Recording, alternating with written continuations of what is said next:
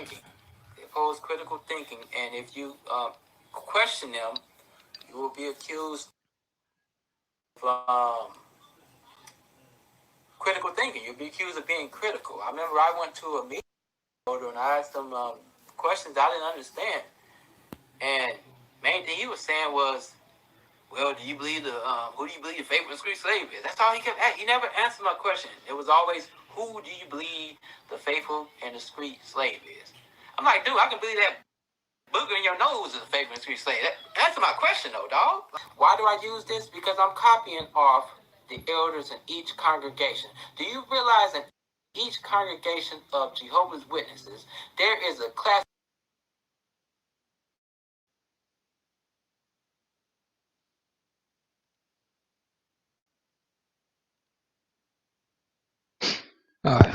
Fuck that shit, man. Man, come on, man. YouTube, what's up, man? I want to welcome you guys in the room. What's going on, Great Dane? Let's get this started, man. I was trying to play a clip of my greatest hits, but man, forget that, man. Take you back, man. The year is 1998. I'm in the what was I in? Ninth grade? No, the 10th grade. Going to Fremont High School in Oakland, California, off of Foothill Boulevard and High Street. All right, and for those who know anything about barrier schools, these schools are broke. All right, we had to share books basically. We couldn't take our textbooks home. We had to write we had to write what the book said and then take that home because the schools were so poor. All right, so we had teachers that really didn't care about our education. They were underpaid and overworked. The classrooms were overcrowded and things like that. All right. Here comes me. I'm sitting in class. I have a reading comprehension problem. I can't comprehend what I'm reading. All right. And so a lot of these teachers didn't really know what they were teaching. All right. So this led me to be disruptive in class. All right. I would cut class. I would disrupt class, be a school class clown, things like that. All right. What does that have to do with being a Joe Wins? Well, everything I say here, I'm going to be a little transparent in this video. All right. Everything I say in this video is going to connect to the bigger picture. So it might seem like I'm giving too much information. Just stay with me. All right. So I had a reading comprehension problem growing up. I did not like to read, things like that. All right. So one day when we leave school, all right, we come outside. The sky is black. All right. Smoke is everywhere. I see. I mean, I don't look like it looked like a volcano erupted, right? So when I was going to high school, I just had to catch the public transportation home. All right. But this day, I'm like, I didn't know what was going on. I hear people say, it's the end of the world. It's the end of the world. So I'm scared, right? So I'm not waiting for the bus. I'm walking my black behind home. All right. Yeah. Great Dane say he drove truck to Oakland, California. Yeah, man. That city can go from 0 to 10 in 60 seconds. You know what I'm saying? So anyway, I'm not knowing what's going on. I'm just seeing the sky black. I'm seeing it looks like something is on fire. Okay, so I'm walking home. I'm praying. Oh God, please don't let this be the end of my. I'm literally scared because I'm thinking the world is about to end. I'm thinking the world about to end. I'm like, please God, don't kill me. Please don't kill me. I promise I will change. Ah, so from that day forward, I'm interested in the end of the world. I'm wondering how the world's going to end. I'm studying books about the end of the world. I'm going to the library checking out books about the end of the world. I even I even listened to Prince song 1999 to get a clue what was going on with the end of the world. I started watching all these apocalyptic movies, right? So I'm praying to God, God, please help me understand what's going to happen in the end. What's going to happen in the end? Now, at that time, I didn't call God any name. All right, I just called him God. All right. And so I'm saying, please, God, help me know what I need to do. I was really interested in what I needed to do, what He wanted me to do. And at this time, I was, what do you call it? I could say an inactive Catholic. I mean, I was baptized as a Catholic at 9, but I did not go to the Catholic Church. All right, we just went on Christmas, Easter, or when there was a funeral or anything like that. But we never went. All right, we used to always go when I was younger. All right, so I don't know what you call it, inactive Catholic. I'm just using the term that. All right, so we called them God, and we never really got answers. We was all based on traditions. All right, so I'm praying to God. God, help me understand what you want me to do. I want to know your requirements because I want to start to serve you. I want to get closer to you. I don't want to be destroyed when the world ends. All right. And if I can't get to you guys' comments, man, just stay with me. I got a lot of information I'm gonna try to squeeze in this little time. And some of this stuff is not gonna be in chronological order. I'm gonna be going back and forth. Everything's gonna go into the bigger picture as to my time in Jehovah's Witness, what kept me in there, and what eventually woke me up. Okay. So getting back to the story. So I'm going back to school as normal. The world didn't end that day, obviously, right? So sometimes when I got out of school, you know how after school the public transportation is full, the bus is packed. I mean, there's no room. You got to stand up. There's people behind you. Some people on there musty, all kind of stuff, right? So some days I just feel like being bothered, so I walk to East 14th. Okay, East 14th parallel to Foothill in Oakland. All right, but you have to walk down High Street to get East 14th. So if I caught the 82 down to my house, I would have to walk back up. Whereas if I caught the 40 on Foothill, I'll just walk straight. It was a shorter route. All right. So this day I didn't feel like waiting for the bus. So I walked to East 14. On my way to walking to East 14, there was an individual holding magazines up. It was the witnesses, and this was the beginning of my indoctrination. And guess what magazine they had? Guess what magazine they had? Check that out. Now, if I didn't believe that was God answering my prayers, I don't know what was. This magazine was the one he was particularly holding out right here. Are these really last days? And this was the answer to my prayer, or so I thought. And that's the beginning of my story as Jehovah's Witness. All right. So anyway, let me check some of these comments out before I begin my story, man. What's going on, Great Dane? Denise Hedberg, how you doing? Anthony Fleet, how you doing, Anthony Fleet? I never seen you in here, but how you doing? Please remember to thumb. Yeah, please thumb up, man. I'm not too concerned about views, but I mean it's good to get my story out because I believe that everybody's story is somebody out there that can relate to your story, even though it's not the same. You understand me? It's been when I was waking up, there were different ex Jovinus videos that I related to. All right.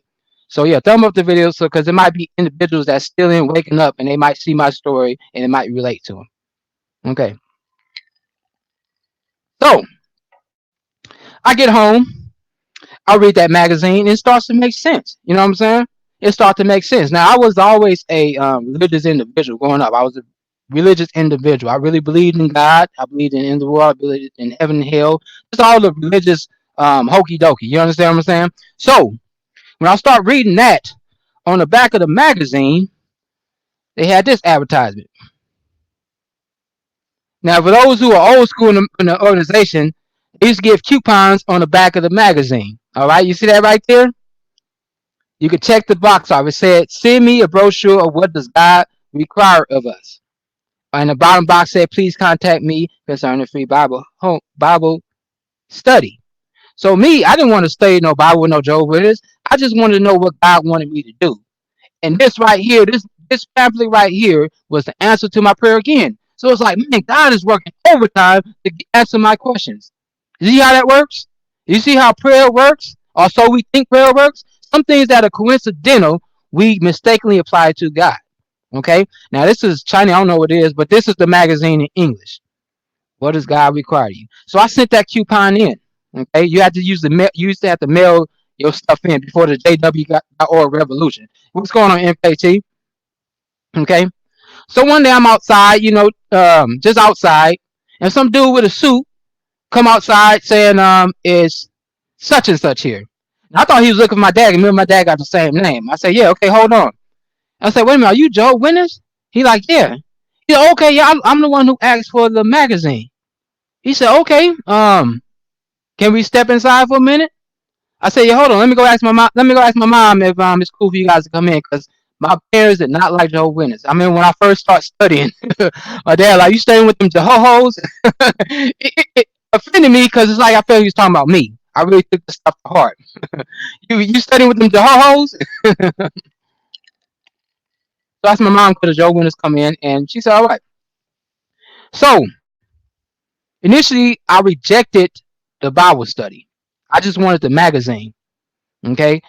And as I read it, it all made sense to me. A lot of stuff made sense. So I started to study with this individual. All right.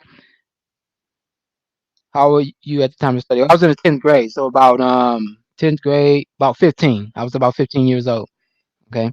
Very young. But it just shows that I had a very religious mindset at that age because 15 years old, I mean, unless you're some preacher's child, you're not really into stuff like that.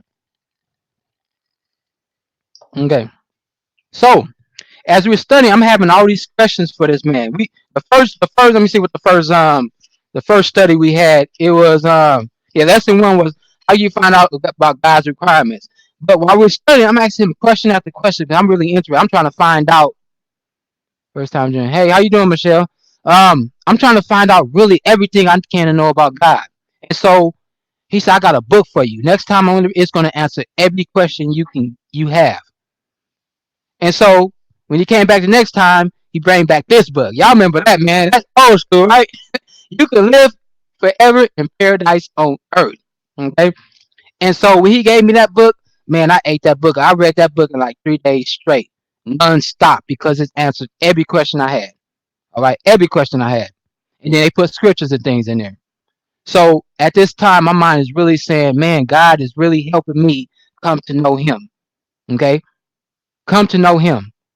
Um, And this book, when I read this, and again, as I said in the beginning, the reason I told you guys I did not like to read or write or anything like that, what I can say about Jehovah's Witnesses is they indoctrinated or ingrained in me a love of reading, and that same love of reading is what woke me up. You understand what I'm saying?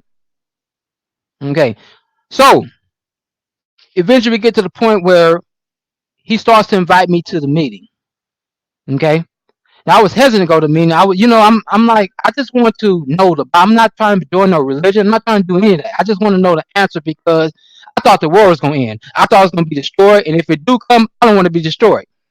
You see what I'm saying? I don't want God to kill me with the fire. So he convinces me to go to the Kingdom Hall. The first thing that caught my attention at Kingdom Hall was everyone coming up to me, shaking my hand. I had never experienced this before. And I used to go to a Catholic church. All right, very traditionalism. After my grandma died, I started going to like a Pentecostal church. I went with a woman, in the Pentecostal Baptist church, you have something called a church mama, where these women are all in the front seats and big hats and things like that. I went with this woman. She would cook food for the place they would sell after the service. So I've been to different church services. All right, but when I went to the Kingdom Hall for the first time, I had never experienced the love bombing that I experienced at the Kingdom Hall at any other church that I went to. You understand what I'm saying? So in this mind, like, wow, this is truly different right here. And then we used to go to a church where it was mostly black people. Okay, if you notice anything about other religions, thing like that, they're very segregated. Sunday is the most segregated day of the week. We went to a black church, as they call it.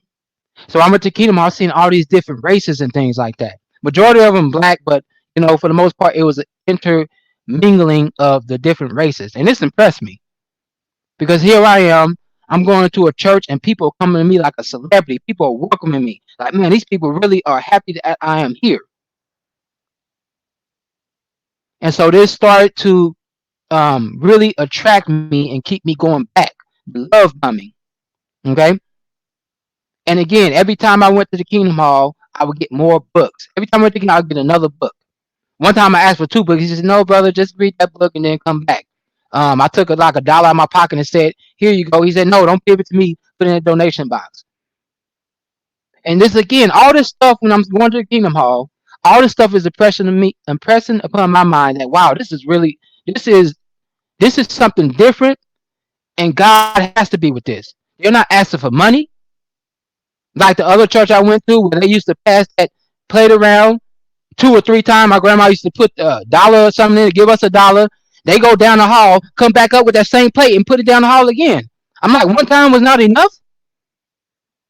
So when I go to the kingdom, I didn't see no money passing around.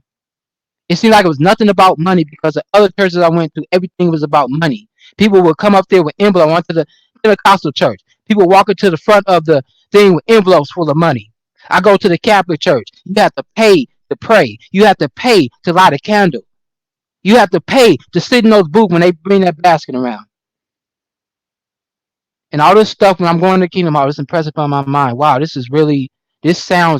looks truthful, and the stuff I'm learning, it sounds truthful. You understand what I'm saying?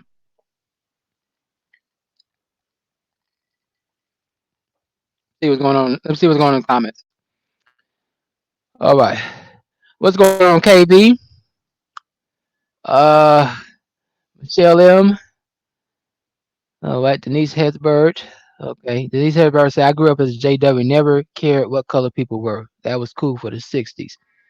Um, well, yeah, I mean, yeah, you don't really care, but I mean, when you grow up black in America, being around certain type of people, you feel more comfortable around your own people. That's just us. You go around and I, before I went to a so-called white church.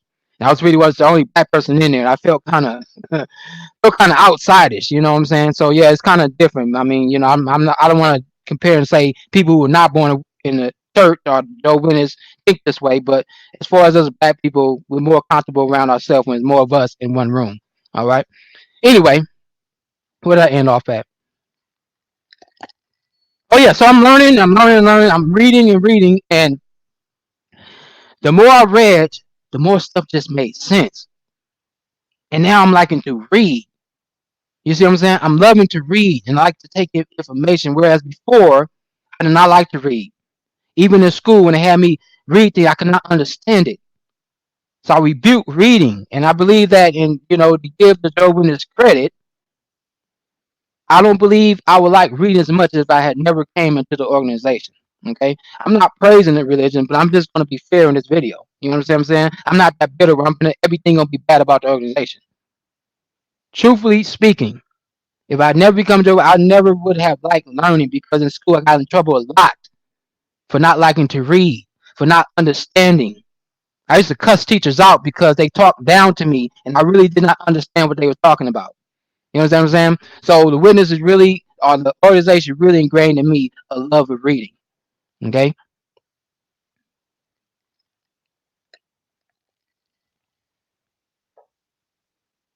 And so naturally, when they tell you start to, first they tell you is your family is going to not like what you're talking about. They're not going to like anything you're doing. Your friends are going to wonder why you don't associate with them anymore. And that was really a self-fulfilling prophecy. Because yes, my dad started to talk about Jehovah. I start to I had a Jesus picture on my wall before I became a witness. It wasn't no black Jesus, it was Jesus picture. I had little statues of the apostles in the manger and things like that.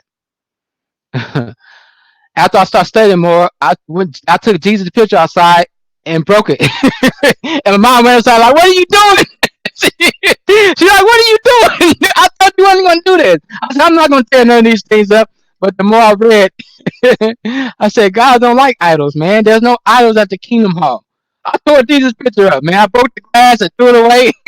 I threw all my my little Jesus pictures, my little Jesus statues away. I threw all this stuff away, man. My mom did not like that, man, because she felt they was really controlling me. I didn't. I felt that I was learning something new. And as a human, when you learn something new, you want to share with everyone. And this is what I started to do. I started to talk to my mom. I started to talk to my sisters. I even studied the Bible with my sister. My sister that's younger. I started to study the Bible with her. All right, we have study every week.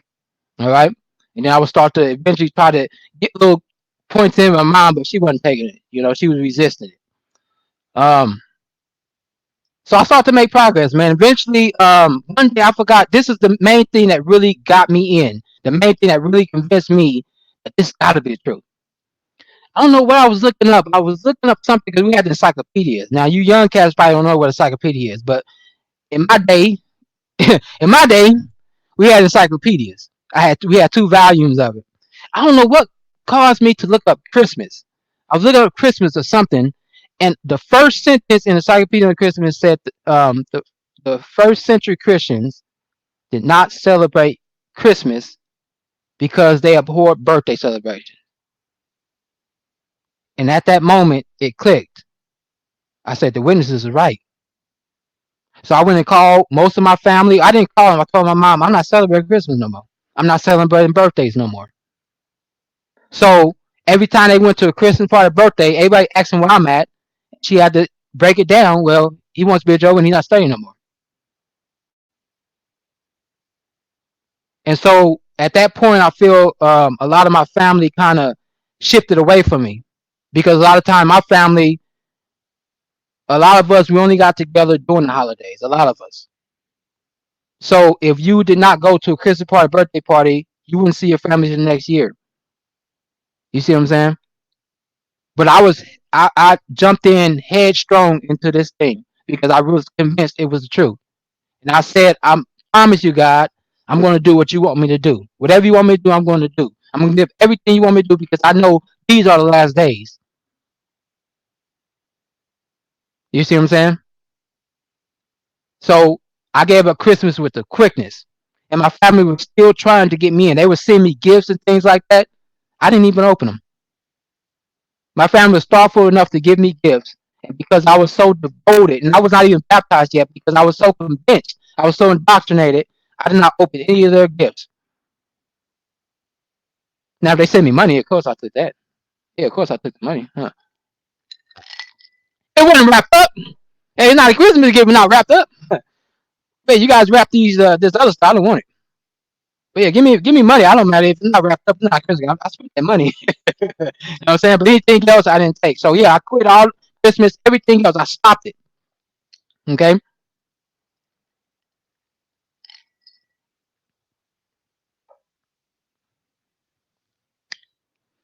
And let me read some of these comments. I'm trying to get through this story. Trying to get into the story, the meat of it. Okay.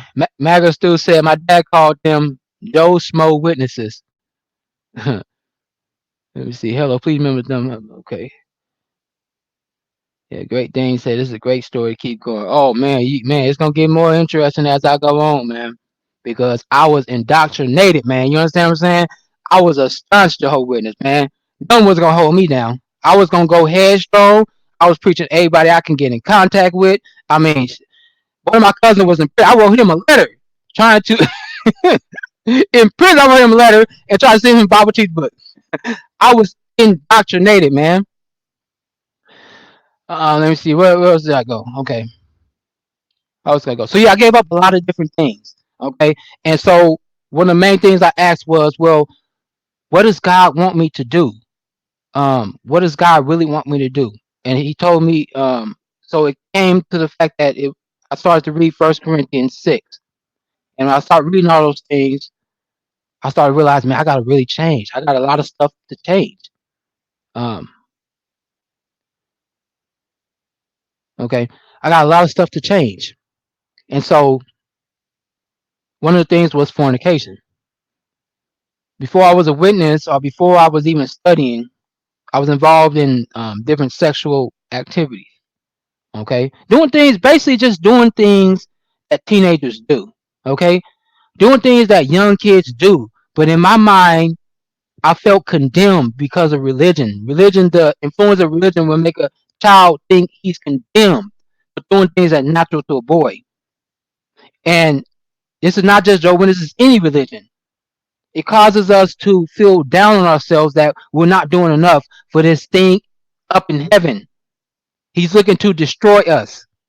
And that's not a healthy relationship with anything that's supposed to love you.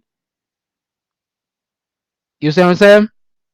And so religion will catch you by saying God's love is unconditional, but then when you get in, they switch it up and say if you do such and such, you need to go pray for forgiveness or you're going to be condemned. That's contradictory. Okay? And so growing up, I had a fear of hell. Growing up, I had a fear of hell. A lot of stuff as a child I felt um, restrained to do because I felt that I'm condemned to hell forever. I'm gonna be burned forever. You see what I'm saying? Burned forever. I used to have nightmares of going to hell. Nightmares. I had a nightmare that I escaped hell, and throughout my dream, the devil was chasing me throughout my dream. This is how deep religious indoctrination was. Even before Jehovah's Witness, I was indoctrinated through different religious ideologies. Okay? Me and my cousins were always wondering what happens after we die. What happens after we die? We used to always watch these hunted movies, things like that. You know what I'm saying? All these movies about death. And so death is another thing that captured my mind. And so when I learned to witness, understand about death, it relieved me in that one day I might see those who died. You understand what I'm saying? In '94, my grandma had died, and this turned my world upside down because my grandma is the one who raised me. She died right in my face, and it's like at a 9 years old, that's very traumatic. And so after 9, this implanted my whole mindset of death over my head the whole time. To see somebody die in front of your face at such a young age, that changes your whole thinking throughout life. And so since the age of 9, death has always been a thing on my mind. And so I think that groomed me. So when I seen that fire, it really bring that trauma back.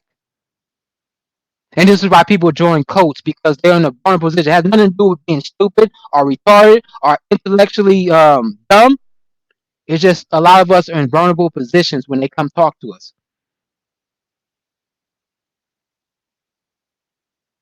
Yeah, Great Dane said, "How dare you touch yourself?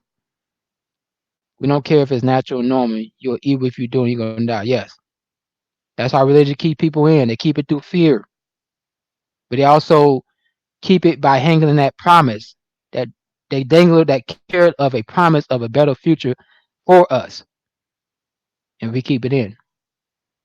So I'm not going to chronological order. I'm just going back to show you my mindset as I was coming in more and more to the witness organization. I had a fear of death. Okay, and so once the witness told me that when you're dead, you're asleep, and that eventually everyone come back to life on a paradise earth, this got me. It made sense. It made sense that God made Adam and Eve, and because they said He's not going to destroy the earth, we're just going to live forever on there. And I had a hope of seeing my grandma again. This was the carrot that dangled in front of my mind.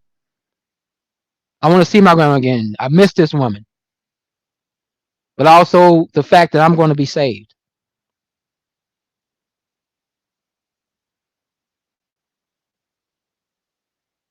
Okay. Oh yeah, that's what I was talking about. I kind of forgot what I was at. Okay. So I gave up different things. I gave up gambling, sexual sin, different things. But my temper was still there. Okay, my temper was still there. And so when I would go to school, I was still getting conflict with the teacher, yelling, getting kicked out of class. You know, one day went to school and threatened to blow the whole school up. These things were still in me because I had a lot of anger from things that was going on at the home. You see what I'm saying? And every time I would blow up, I felt condemned by God and I had to apologize to God for blowing up. It was a whole cycle of me doing things to release and then going back and apologizing to God for something that I did. But eventually I gave it up. I gave it to gambling, the sexual sin, and things like that. Um,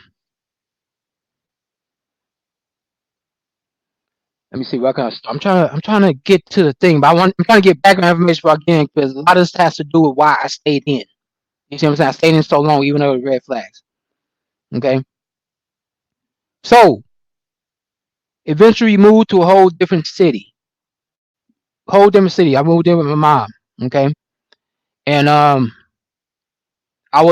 she was one of my main targets as far as trying to convert because I said, if I want to be in a paradise, I want my mom there with me. I want my mom in the paradise with me. I want my family there with me. And if they don't study this, they're going to die. So I had an urgency of trying to get my mom to study, get my mom and my sisters in to study. So I started studying with my sisters and brothers. I started studying with them. Eventually, I got them to study with another brother at the Kingdom Hall. Okay. Um, and so I always talk to my mom about different things I've learned at the Kingdom Hall just to get the conversation started. But again, she was not having it. She didn't want to hear it. She lied up eventually, and then then she would have she would have different, and I don't want to put too much information out there, but um, I would leave little notes in the room. Fornicators when I in here, guys, can stuff like that. You know what I'm saying? Here I come policing what a grown woman is doing. Fornicators when we hear God's kingdom, we gotta stop fornicating. You know what I'm saying? That's how it was. Oh man. I stayed with this guy named Kirk Cots about an Asian cat, man. He took me under his wing as kind of like a son. You know what I'm saying? Because I didn't have too much of a close relationship with my dad. So another man came in. Another man came in, and as we studied, he took me in under his wing. Okay, I felt real close to this man. He would uh, treat me like his son. He had two daughters, so I think he really wanted a son. He kind of took me in. If he went to the store, he'd call me, "Hey, you want to come to the store with me?" Things like that. And so I grew close to this man outside of the study. Okay, but he would always ask me, "Hey, you got to get baptized. You got to get baptized." I'm like, I can't get baptized because still things I'm doing that I don't want to. I don't. When I get baptized, I want to be real with it. It was still things I was doing. Um, but he would keep encouraging me to get baptized. Okay, so I'm working. I'm gonna get there pretty soon. Just give me time. Um, I'm trying to think. It's so long. It's like my mind can't really recall a lot of stuff. Okay, so he took me on the ring and he kept encouraging me. Kept kind of, I wouldn't say pressure, but kept reminding me. You got to get baptized.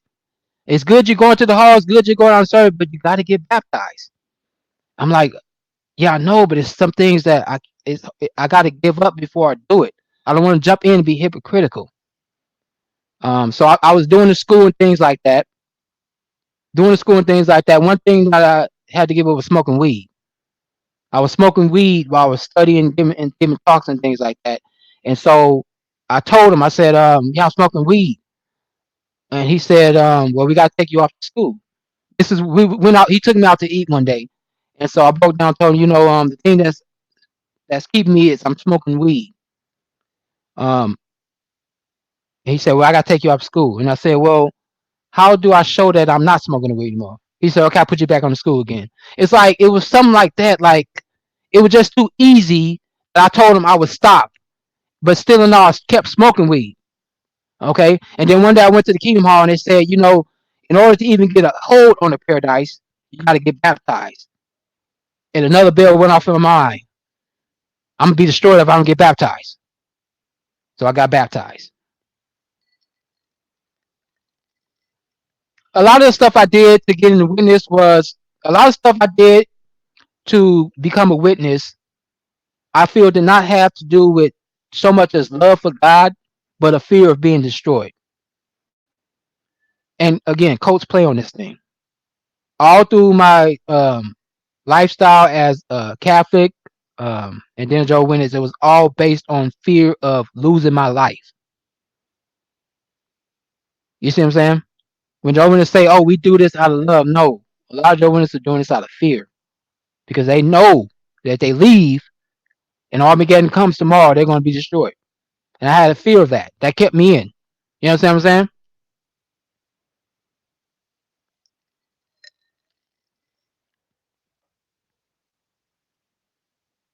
Great Dane said, "How old were you when you got baptized?" 2001. I was 2001.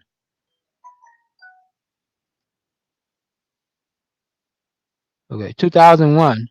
Yeah, MKT. I'll let you know. 2001. I was 2001. I was born in '83. Y'all got to do the math. Now I got baptized in 2001, and I was born in 1983. So do the math at that time. All right, I was somewhere around 20 or 21. Um, I don't know. I don't know the age, but anyway, um, as I said before, I went headlong. I was preaching, um, talking to as many people as I can. When my mom's boyfriend came over, I would preach to them. I would actually study with my mom's boyfriend out of the Live Forever book. I was studying my mom's boyfriend, talking to him about the kingdom. I was so headlong. I was so convinced this is the truth that I preached to anyone I can, man. I was really sincere in what I did. Okay.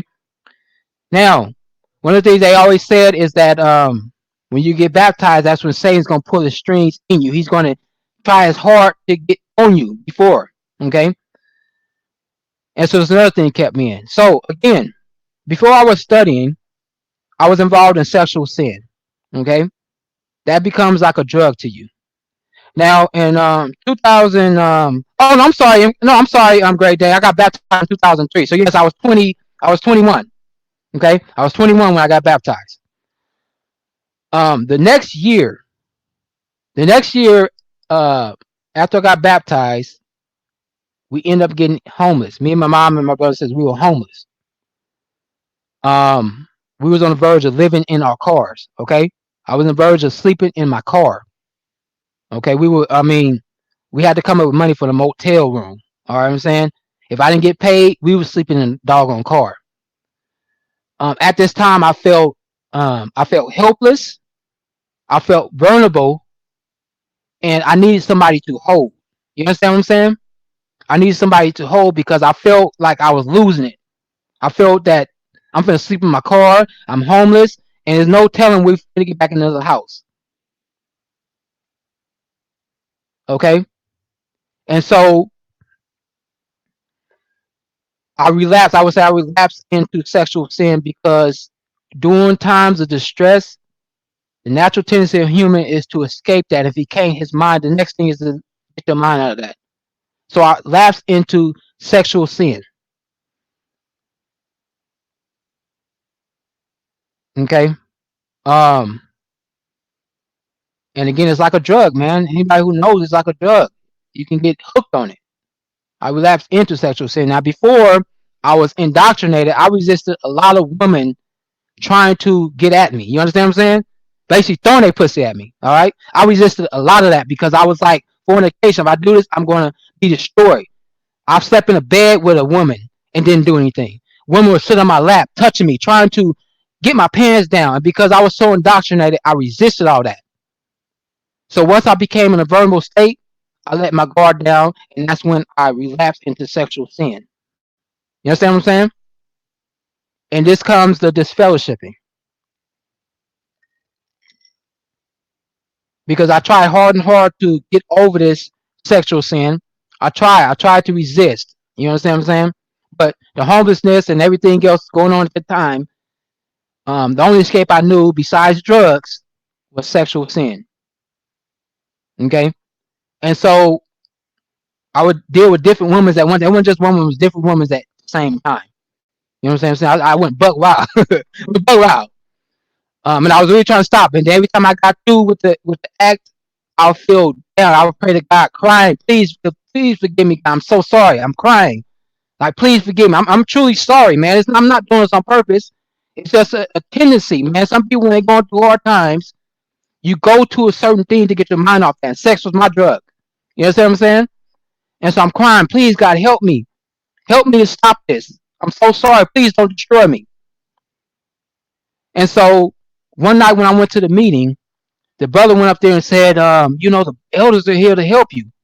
And so again, in my mind, when I'm hearing that talk, this is God speaking to me. He's answering my prayer. This is what God wants me to do. The service meeting service meeting, if you have anything to talk to, come to the elders. They'll shepherd you. They will help you. Don't be scared to come talk if you're going to do anything. So in my mind, I'm praying to God, just like I prayed to God about helping me and I got the magazines. I feel God's telling me now, I'm going to help you, son. You got to go talk to these elders. That was the worst mistake I could do. Because the information I heard about this fellowship, I always hear about people in this fellowship. My study explained to me that, that's the last option. We try to help them and they don't want to change. So I'm thinking, okay, yeah, I want to change. So I'm going to talk to this elder and maybe he can help me. I kind of thought that, when I used to go to a drug, the AA or the NA meetings, they would give you what are these things? I forgot the name of the people that would help you out on your road to recovery. What's the things called, man? Anybody know what's that thing called? You go to like an AA meeting and you're trying to get over addiction. They give you somebody to help you.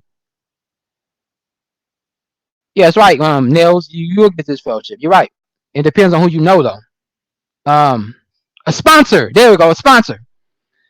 I thought that this elder was going to kind of sponsor me out of sexual sin because I was really trying to get over it. I didn't like doing it. I didn't like going back into that and feeling condemned. You understand what I'm saying?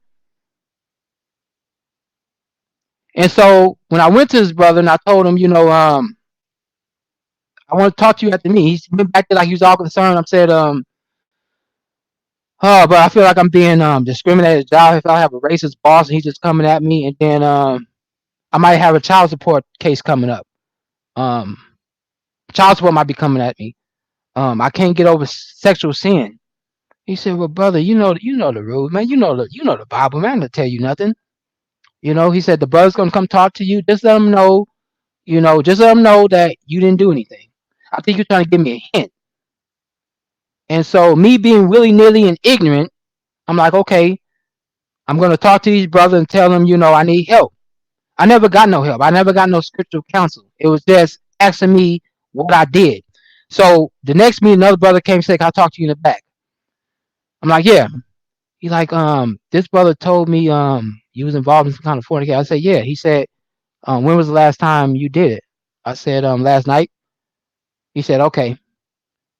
So they called me like a week later talking about yeah, brother, we need to meet you for a judicial committee.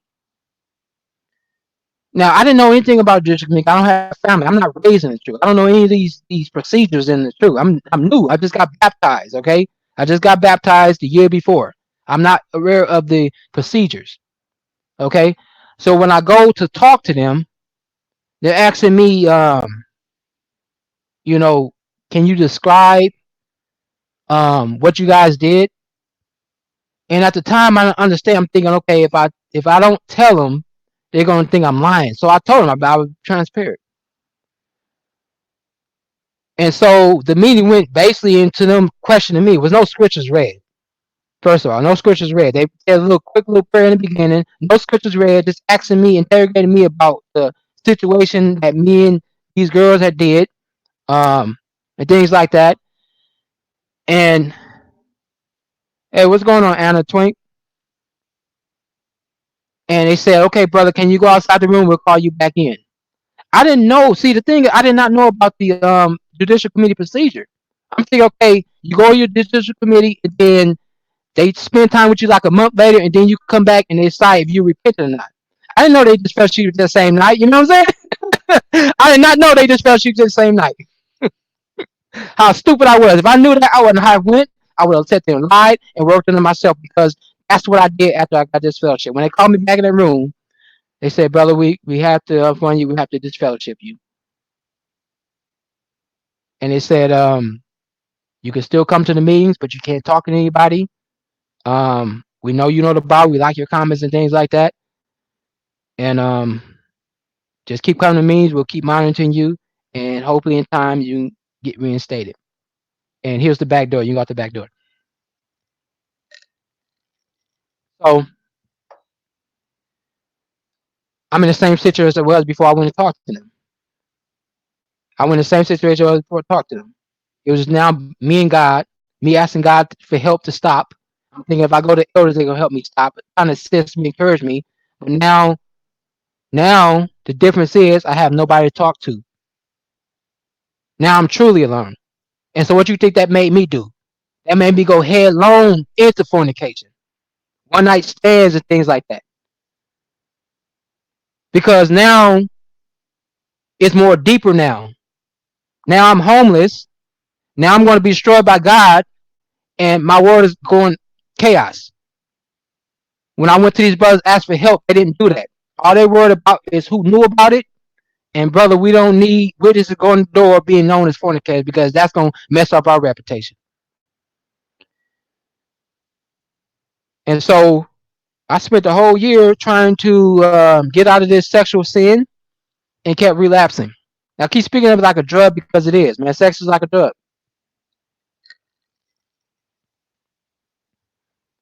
So I made an appeal. I did an appeal and told him, well, one of the women I slept with, she didn't live in my same city. She lived in another city. And so the appeal committee thought, well, you know what, brother, there's women in every city. It don't matter about the where the woman lives at. So I had to spend my whole year on my own working on myself. Whereas I should have just went and lied and at least talked to people at the hall and worked on it myself. Because that's what I did. The only difference between me and this fellowship or not is that I still had to work on it myself, not being discouraged, not being encouraged. But now on top of that, not having anybody to talk to that will understand the spiritual aspect. Because in my mind, my family was not spiritual. You know what I'm saying? My family was not spiritual. They wouldn't understand that. You know what I'm saying? I couldn't talk to my mom because she's like, well, that's just natural. You know what I'm saying? And so during my disfellowship, I still was in doctrine. I still kept going to the meetings. And I still tried to get my girlfriend to study. She went to the meetings with me one time. Um, but as I grew and then I started going into different XJW groups. I think it was like Yahoo Tech. It was an XJW group somewhere because when I was a witness, what I would do is I would try to be the apologist, the witness apologist. So me as a witness, I would never really just accept the watchtower's answer. I would try to look up contrary understanding of things to combat it. You understand what I'm saying? So if I seen a group of ex witnesses, I would go in that group and combat them. I emailed the individual. We going back and forth about, oh, Jesus died on the stake. Jesus died on the cross. Jesus not a Trinity. The God is the flood did not happen. I'm being an apologist, a major apologist. And so even after I got this fellowship, I was still a major apologist. And around this time, YouTube started kicking up, and I started watching different videos, XJWs. But in my mind, I was looking for some fault with the person who was doing the videos, because that's what you do as a witness. The cognitive dissonance is still in there. And so I'm watching these XJW videos. There wasn't that many at that time because YouTube just came up. So um, it was only certain people that had technology to record a YouTube video. Computers didn't have cameras on them at that time. So you had to have equipment to do a YouTube video. So it wasn't that many on there. And so even still, I would come back. I would look for, like, if you cussed on that video, okay, good. There you go. There you go. I'm not listening to you because you cussing. So obviously you don't believe in Jehovah anyway. You know what I'm saying? That cognitive dissonance. And then in one group, one individual said, well, can I send you a book about Ray friends? I said, sure. I read all kind of contrary information about it, but I'm not scared. So someone actually mailed me the book of Ray friends. I read the first page and threw the book in the garbage can.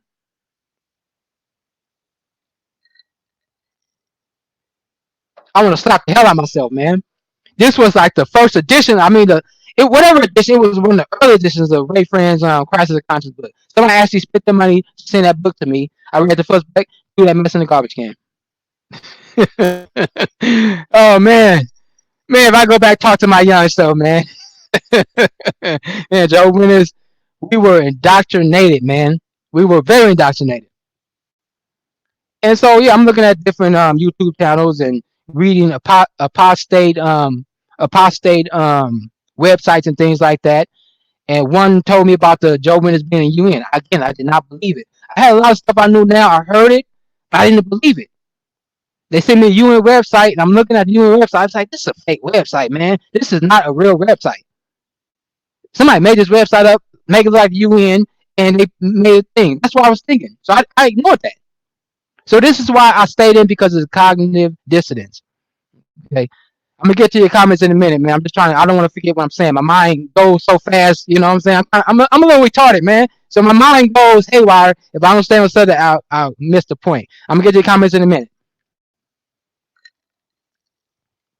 And so I'm working on myself, man. I stopped talking to the girl. Come to find out, the baby was not mine. Okay. Some reason this knucklehead didn't use condoms. Thank God I didn't get anything. But the baby was not mine.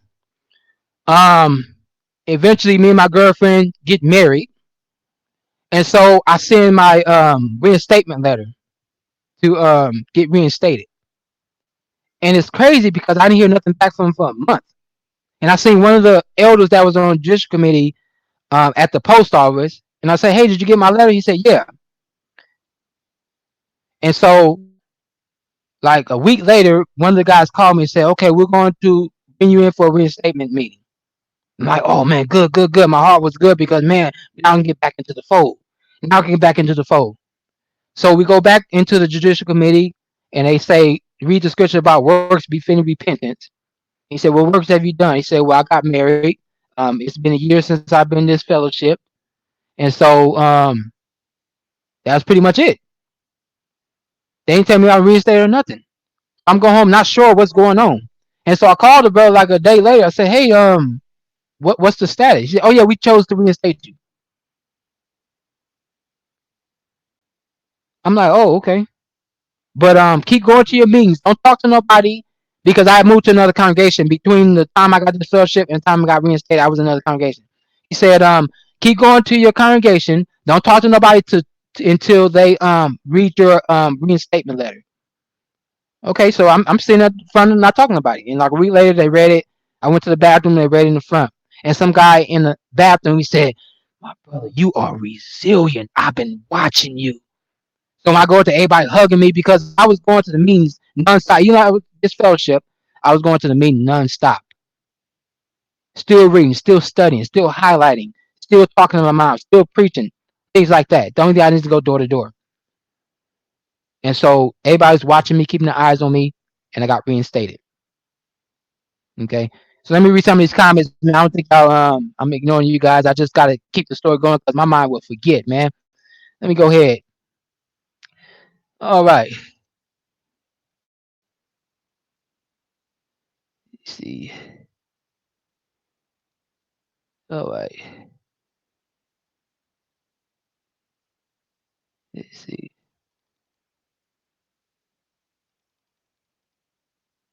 Oh, already. Okay. One nail said, I used to be JW, not the best one. Once I started asking questions, they started stalking me. There you go. I'm gonna get to that in a minute because that really woke me up also. You don't ask questions. That's one thing you don't do in the overlay. You do not ask questions that they don't know. Because them eyes is gonna be on you. I'll get in that in a minute. Yep. Them questions will get you in trouble, man.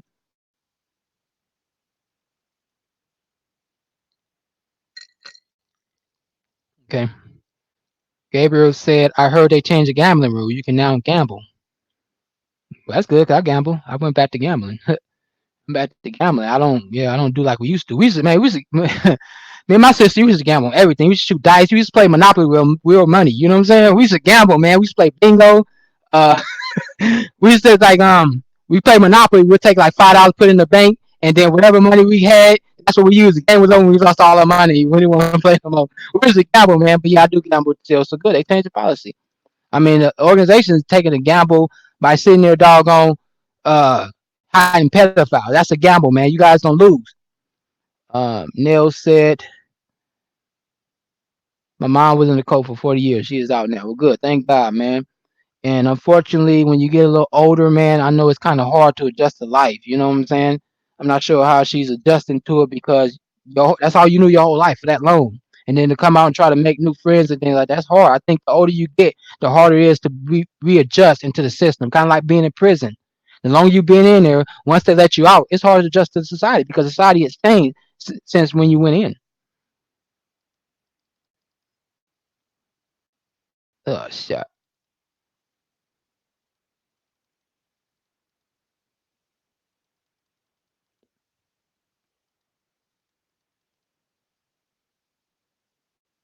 Okay. Good morning, Jemima from Philly. I always love your content. Keep it good works. What's going on, Shaznay?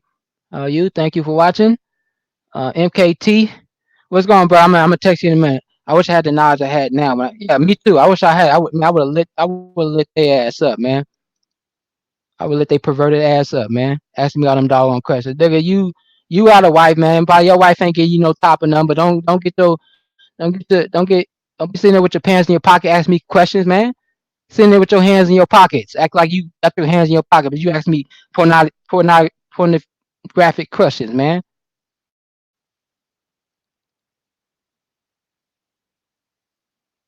KB said, that's how they tried to hook me yesterday. I kept repeating that wasn't a very Christian outlook.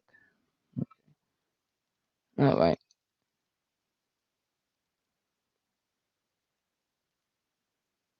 Yep, exactly. No ones they say if you confess, you will get this fellowship. Yes, you will. I mean, it depends on who you know, though. Sometimes I think somebody said this: if you're elder's daughter or elder's son, sometimes there's leeway because they can, find loopholes. Um,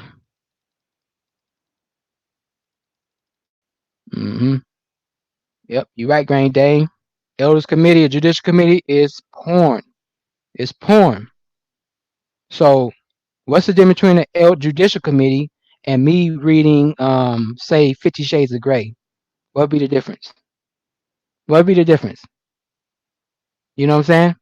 Me reading 50 Shades of Grey and the elder going to judicial committee. What's the difference? There's no difference. I could just say, well, I'm an elder. I'm finna disfellowship. We have a judicial committee of the people in 50 Shades of Grey. Okay. That's why there's so many suicides. Yep. Yeah, exactly. Because if you leave and God is sad at you, I mean, what is this there to live for if you're living for God?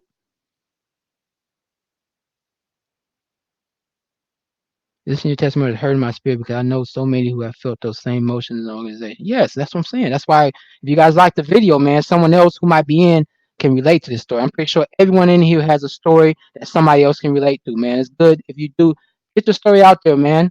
You know what I'm saying? Get your story out there because somebody can relate to it. Somebody inside the organization feel that they the only one suffering these things. But if you realize somebody else going through the same thing, it makes you more comfortable to come out. So everybody share your story, man. Okay, Shonay said, I'm gonna get back to the story, man. Okay, I watched my wife suffer and die from cancer. Never had any real shepherding support. Yes, that's sad. Only thing they do, go to the doggone funeral or the memorial and sit there use your wife's death as a infomercial to the organization. That's a doggone shame. Okay. Great Dane said, what channels did you watch when you first started?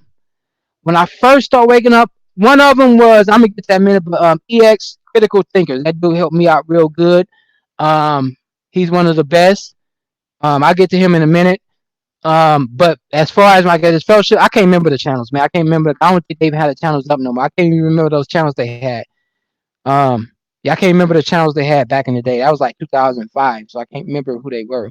But as far as when I was first started waking up 2016, it was the EX Critical Thinkers. All right. So I think I got all these comments out the way. Okay, so yeah, here we go. Yeah, that's it right there. Elders are the leaders of the kids' fellowship, and they live at home, so elders don't kids don't catch a break. Yeah. Well, sometimes they keep it on the hush.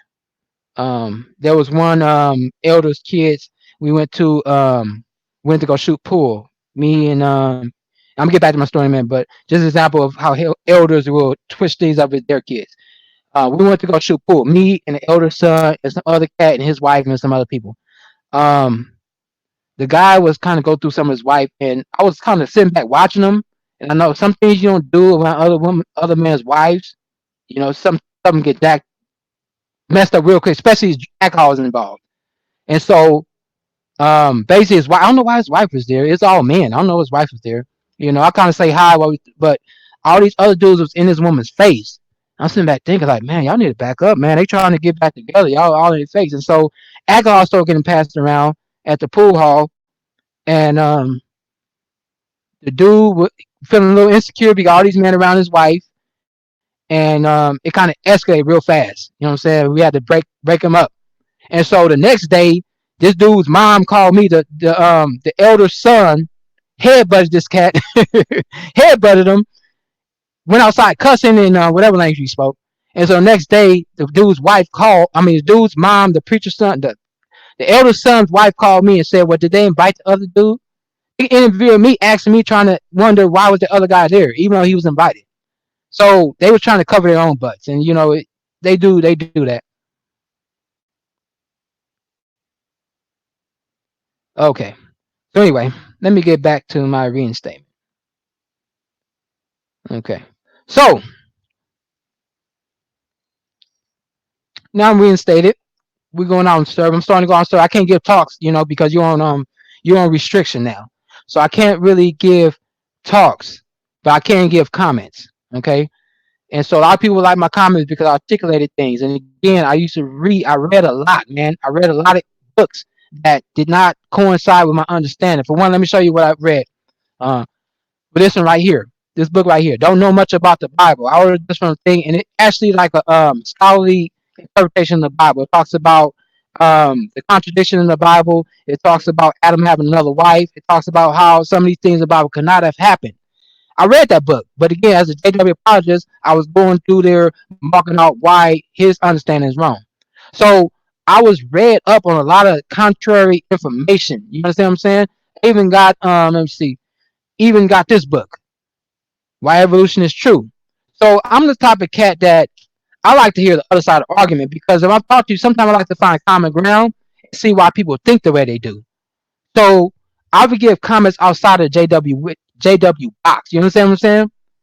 Because a lot of times JW read only what they know in the watchtower, and some of the stuff out here would be inaccurate. Like that's not what the Trinity is. That's not what evolution is. You know what I'm saying? So I would give common people love them. You know what I'm saying? And I would look up a lot of origins of different things. All right.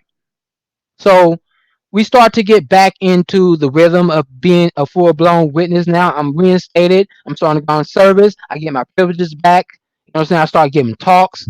But my wife was not going to Kingdom Hall.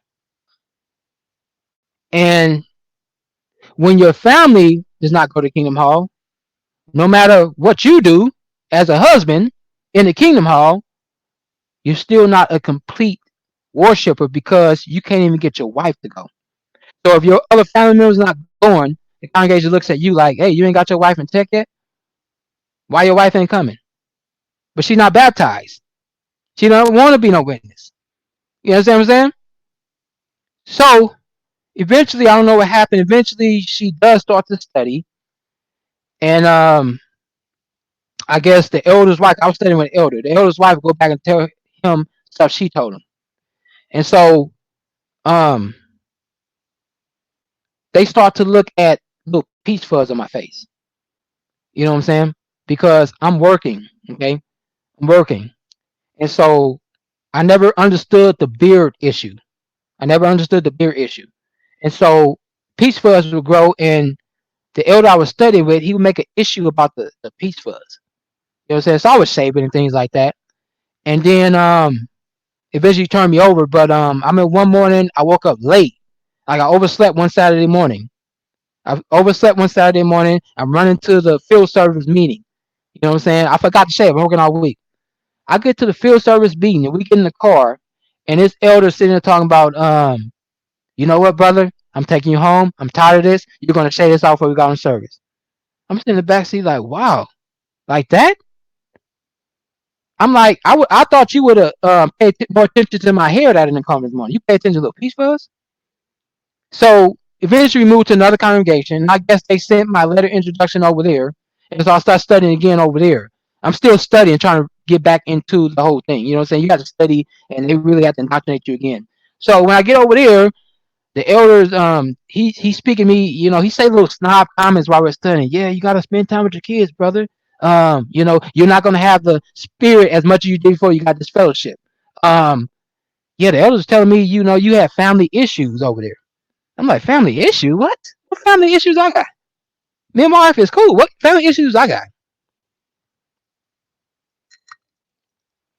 Anyway, man, I ain't working on that. So we back in now. Eventually my wife gets baptized. I know I'm going slow, but keep that with me. My wife getting baptized. We have kids. We all going to the meetings, man. And this is where I start to wake up. Okay, this is where I start to wake up. As we go to the meeting, I'm starting to give talks. I'm progressing and things like that. They want to make me into a ministerial servant because they see that all my kids are coming to the meeting, dressing. All my kids are giving comments. All my kids are in the ministerial school. My kids are going on service. One of my daughter wants to get baptized. They see me, and then we have other kids I would help bring in. Um, Different people, man. Me and my wife was really talking to different people, helping them come to the Kingdom Hall, come to the memorial. Eventually, my mom started to study for a minute. She stopped. She would still come to the hall to hear me give talks. Okay, so I was progressing, man. I still have this mindset. This is the truth. Um, but and you guys might not believe this, but I can feel energy and vibrations in people I come across. Okay, my family is from Louisiana, down Lafayette, down Louisiana. A lot of black magic goes on down there. My family is involved in things like that, so I can feel energy. Um, Eventually, I start to I don't know if it's the way I'm commenting, but eventually I start to feel people energy backing up from me. When I'm giving talks, it's kind of I feel like a disconnect between what I'm saying and the people in the audience. And then I had another sister come over the house. She had a bunch of kids, so our kids would hang out. We have cookouts and things like that. And she's like, "Oh man, you used to give such good talks, but did you want to holidays roll their eyes and look down their nose when you give their talks?" I'm like, "Yeah, I never knew that, but I could feel it. You know, I could feel it." But she was just saying when I give talks, she's looking around the hall, people looking down, like rolling their eyes. I never knew. Still to this day, I never knew what the issue was. You know what I'm saying? I never knew what the issue was. I'm the type of person if I see you, I'm gonna give you the dignity of saying hi to you, dignity of giving you a first impression. How you doing, man? And I'm like different ones, different times. Come on my house, man. Come on, have a drink. Come on, enjoy this food, man. Have different ones, different times. And I lived in like a apartment, man. So I'm inviting 15 different people. Living room full, man. I'm in an apartment. You know what I'm saying? My wife told me you gotta stop doing that. I'm like, well, if Abraham lived in a tent and he invited those angels, I can do the same thing. It's hospitality, same thing. So people come to my house, eat my food, but then go back telling stuff. Um, and then I started to get a Facebook page. Now I know you guys might have heard the story. I had a Facebook page, and I start to write different things on there. I start to go against different religions, talk down to other religions, the preachers and everything like that. How hypocritical and fake Christian preachers were. Somebody had went and told the elder about some of my language on the Facebook. So they called me in the back room. Called me in the back room and saying, brother, you shouldn't be talking like that. And then eventually it became to a local need because I kept going in on different religions and things like that. And the brother was saying that it was a local needs. The local needs. Um, Basically, local needs was saying that we as witnesses don't go on social platforms preaching because people start to look at us and not the governing body. And at that moment, something clicked in my mind like, wait a minute, looking at the governing body, looking at the governing body. I'm like, I thought we was looking at Jesus. And so this is around 2013. And so from that time, I started to hear more about the governing body and less about Jesus. They started talking about Jesus, but they started less about Jesus. And so I started hearing more about the governing body. I'm like, why are they emphasizing him so much? And then that doggone JW.org website came on. We started going door to door, passing the cards out. And I'm like, this is not what I joined, man. Why are we promoting a website? And so it just came more focusing on the governing body. And something in my mind started clicking like, no, this ain't right, man. This not when I'm not here to promote any man. I'm here to preach Jehovah. I'm here to tell people about Jehovah, and I know men. And so I start to ask questions, different questions about different things. Um, and the more they could start bringing me to the back room every meeting. And it became like every meeting was something different. Somebody would go tell them something different. It was like doing one meeting, the elder said, "Hey, can I talk?" It was doing a meeting. When the elder tapped me on my shoulder, "Hey, can I talk to you for a minute?" And he take me to the back of the thing. He couldn't wait till the meeting was over. He like, I had a kid. My kids was like 3, 4, and 5 at this time. Yeah, someone came and told me they didn't like the way you was disciplining your kids, how you talking to your kids. I'm like, whoa. I'm like, that's kind of like police, right? You're like, well, yeah, but people are watching. We don't want to do that. So I'm leaving all through the meeting. I'm thinking about this. Like, why are people? Why are people keep running, telling little things about me? It was just little idiotic stuff. First, it was a Facebook page. Somebody went and told that. Then it was the way I talked to my kids. It was just every meeting I'm going to the back room about something different. And then I'm working 6 days a week. Um, Sometimes I work until 6:30 at night, man. It takes 20 minutes to get home from work. The meeting was at 7:30, so I have time. Then they had a vote to move the meeting up to 7 because our kids are getting home late. And so when they moved, because they had us vote, and I'm everybody vote for 7. You know, the community has to be unified. Once one person raises their hand, everybody else gonna raise their hand in agreement. Everybody gonna second that emotion, right? Second that notion wherever they get. So they talk about, you wanna all in favor of moving the meeting up to 7. Everyone raised their hand except me and my wife and this other guy. I don't know why he didn't raise his hand, and he's not even with us no more. Just found he got this fellowship like 4 or 5 years ago, or apostles, whatever happened. So they moved the meeting up to 7, and so now I'm like, damn, I gotta rush home, take a shower, and get the kids ready and get to the meeting. Okay, so I have a little 5 o'clock shadow, right? Sometime I get home, it's like 7 o'clock. It's 7 o'clock, or it's 6:50, right? And I'm walking in the door. My wife, happily ever, she stay at home to take care of the kids while I'm at work. All right, and so every she had the kids fed and dressed. I have to rush in the shower and get dressed. It take about 5 minutes. The meeting's only 5 minutes away. I don't have time to shave this, man. It's like peach fuzz. So I get to the hall, and they start talking about my beard, man. I'm like talking to other people, hey man, what's up with this right here, man? I'm like, oh, nothing, nothing. You know, I'm like laughing it off because I'm trying to keep the peace at the congregation. And eventually start getting more aggressive. Like the more I go on Sundays, and I'm talking to the brothers and stuff, we talking in a little circle. Well, it was these two that kept picking on me. Oh, brother, you trying to start a beer revolution? What's that say on your face, brother? What's that say on your face? Stuff like that. Now, before they bring me to the back room and tell me stuff personal, now it's like coming in front of everybody else telling me. It's like somebody wanted to hear my name called on stage so bad. My mom said, I think they were jealous of you because the way you articulated things, and you're so young, and the same old cats can't articulate like you. And some of my talks, people love the talks, man, because they said I kept it real. Whatever the reason, somebody wanted my name to be mentioned on top of that stage, being reproved or whatever, because they kept telling they was not giving up. And so one night I went to the meeting, and an elder come to me talking about, hey brother, you got that beard? He said, man, you remind me of my son. If I have had scissors, I shave it off and dare you do something about it. I kid you guys not, man. I'm not making this up, man. I'm as honest as I can be. The elder said that to me. If I had scissors, I'd shave your beard off right now and dare you do something about it.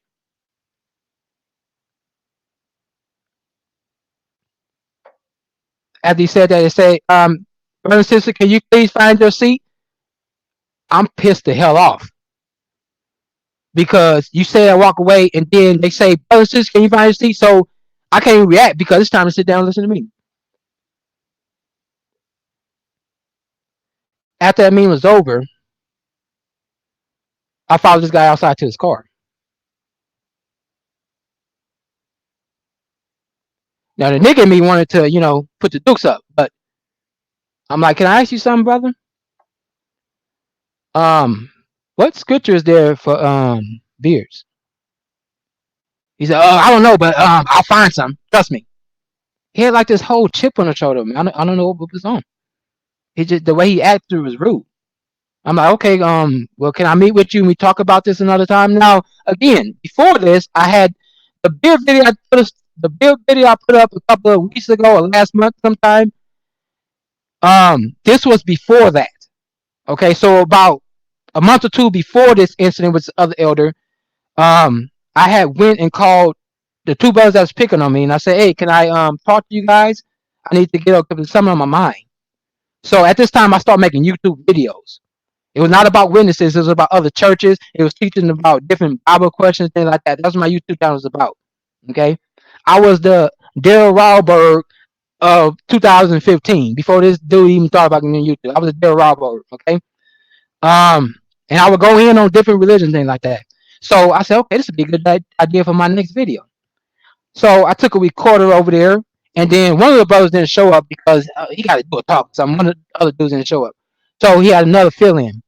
So I'm recording them because they were harassing me every meeting talking about this beard. It came to the point that every time I walk in the door, I knew somebody was going to mention something about my little peach fuzz. And so to set it straight, I took a recording over there. I wanted to get the answer from the horse's mouth, and I recorded it. You understand what I'm saying? And They ain't always recording because they wouldn't agree to it. So I'm asking them why. What's the scriptural principle of us not having beard? And so that's the video I posted up because that was the video. That's that video right there. Okay, that's that video that I recorded of them. That happened in 2016, I think. I recorded in 2016. Okay, so the video was on YouTube for a while. It's on YouTube for a while. Um, Eventually it came down to they let it go. They let it go for a minute, and then later on this other cat come. Oh, if I had scissors, I cut it off. It's like me and this other brother just talked about that and said it's okay if you wear it because they can't find nothing. And here you come again doing the same thing that they just told me. And so I went over to this dude's house. He kept pushing off like, oh, but I can't find none. Give me another day. We'll get together. Eventually, I just had to drive over there. I drove over. I didn't wait for him. I drove over there. And again, this brother could not find her. He's sitting there. Well, I don't know what you're looking for, brother. If anybody come talk to you about your beer, just tell them we talked. I'm thinking it's over, but it's not because still after I talk to him, they still talk about this peach fuzz. And so I started asking the question. And then after that, they start saying, "Well, who do you believe the favorite street slave is?" And again, the things start going in my mind. Why are we focusing on faithful discreet slave? So I'm starting to wake up because it's not about Jesus or it's not about Jehovah no more. It's about the faithful discreet slave. Okay. And then I looked at a YouTube video talked about Jesus not being a Messiah or a mediator. I made a video about that. And so that started to wake me up also. But again, this is why I woke up because I started being called in the back room, being questioned about my character. And then when I'm questioned about organizational policies, I'm not getting answers. I'm just getting who you believe the faithful discreet slave is. It's like we're not gonna answer you. All you gotta do is who you believe faithful discreet slave is. That's all you need to know. Don't worry about any other stuff. God will fix it in his due time. We don't have all the answers. You know what I'm saying? God will fix it in his due time. I'm like, that's not good enough, man. That's not good enough for me.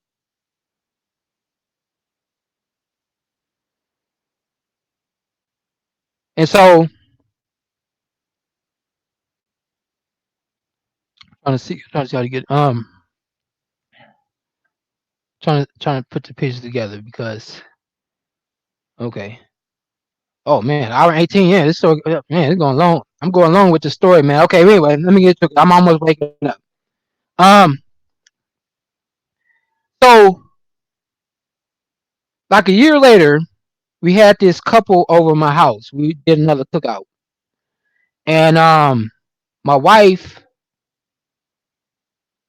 my wife was looking at YouTube. But my kids look at stupid stuff like silly video on YouTube, look, people talking and singing and all these what are these little parodies of stuff on there. My kids are looking at that, and then my wife is showing because we went on a camping trip, me, my dad, and my brothers and sisters, and he had got drunk, so I recorded him being drunk talking, and I posted on YouTube. So my wife showed this lady a video, and on the bottom it had suggested videos, and one of the videos was why don't Jehovah's Witnesses allow beards? And she asked my wife, "What's that video about?" And they didn't play it, but then the next meeting, one of the guys said, "Hey, can I talk to you for a minute?" They said someone that came to us the other day and said you have recorded us on YouTube. I'm thinking, I know exactly who did that. And that's when they start seeing my other videos. That's when I start seeing my other videos. That's when they start seeing they start to binge watch my other videos that I made about Jehovah's Witness. Um, and at that point, there's no point in no return because at this time, the gossip mill has started going on that I'm making videos. Yeah, Dre Day said take your time. Yeah, I'm trying not to get lost in too much detail. I'm trying to keep it simple. But I'm trying to remember because a lot of stuff it happened years ago, and some stuff I kind of forgot. I'm trying to repiece it again.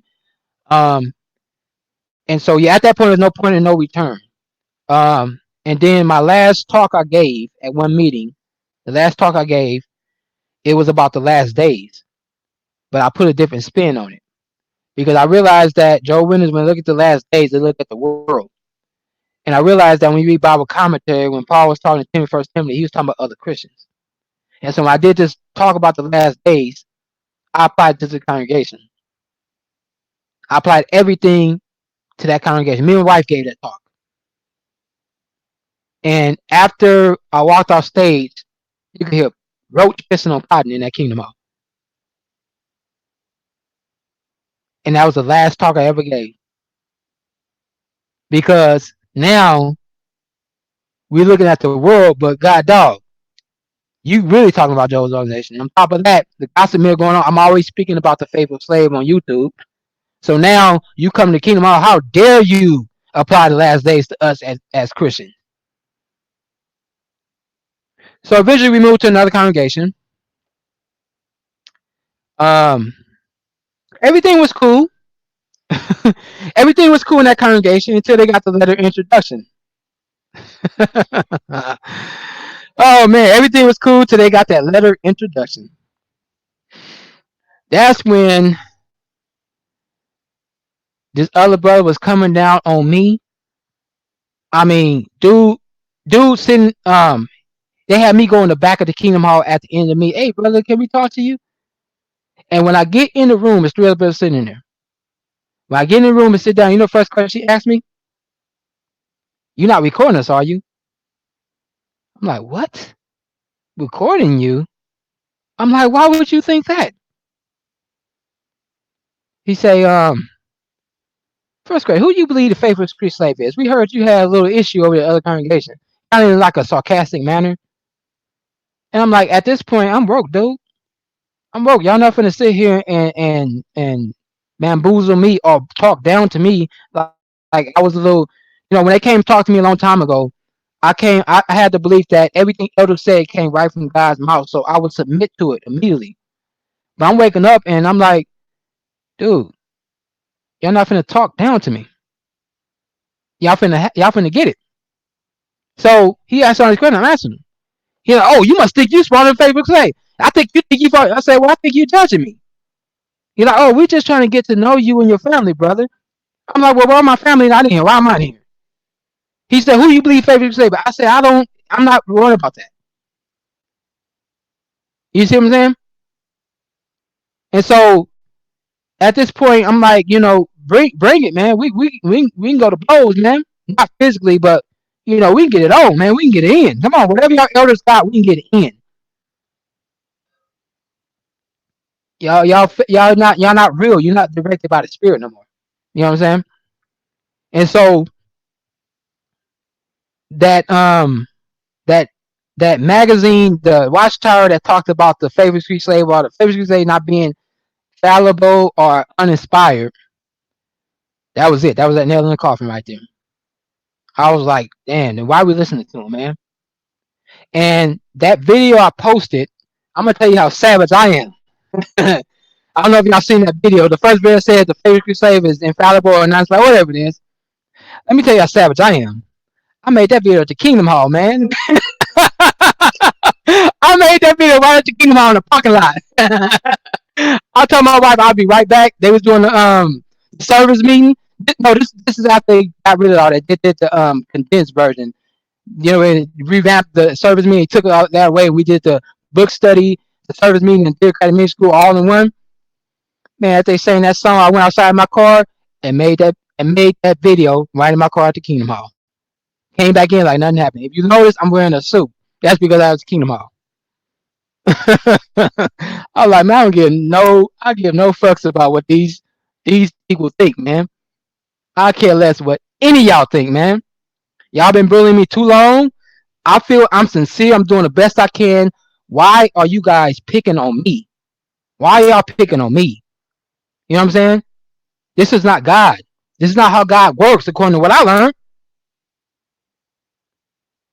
You know what I'm saying? Yeah, some of the boss lady said, like, they are small bullies who think they are speaking for God. Yes, sir, they are bullies. And most likely, these are the same bullies that in life, they don't get none in their real life, nothing's going for them. So being an elder is the best time they have in their life, man. It makes them feel so important.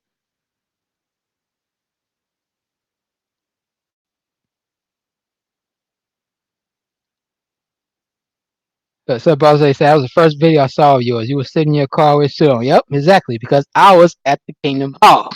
I'm like, I wish somebody would come knock on my window and ask what I'm doing. I'm gonna tell them, and I hope they see this video. I knew at that time they was watching it. You know what I'm saying? Oh man. So I'm woke now, man. And then eventually as the gossip mill started going to that congregation and I'm speaking down on the congregation, um my kids were kind of, I want to say, ostracized. But before my kids were being embraced, oh, you guys come on over, man. Come on, you guys come on. Anytime you want to come over, all this other stuff. Um my kids were kind of ostracized because of me. Um and it's crazy how your family can get punished for your sins. You see what I'm saying? In the kingdom hall. Like my kids ain't got nothing to do with this, man. This is me. Don't don't shun my kids because of what I'm doing. You know what I'm saying? I have prevented them from getting close friendships with kids in the world or kids at school because I don't want them to be influenced. I want them to have kids at the Kingdom Hall. And now you guys are staying away from them. Like, don't do that, man. These kids need social order. And if I'm gonna have them have friends, then best to have them at the Kingdom Hall. But now because of what y'all feel I'm doing or my demon worship or my speaking out against the organization, now you guys gonna ostracize my kids and not socialize with them. At that point, like, okay, go ahead, make friends, whoever y'all want to make friends with, man. I'm not finna sit here and have y'all go through that. Even my daughter, when she asked to get baptized, she was like 9 years old, wanted to get baptized. One of the dudes said, "Well, no, you're not ready yet." I'm happy he said that. Truthfully, I'm happy he said that. Saved her life, man. Saved her doggone life. You know what I'm saying? Saved her life. But I do believe he said she's not ready because of what he perceives about me.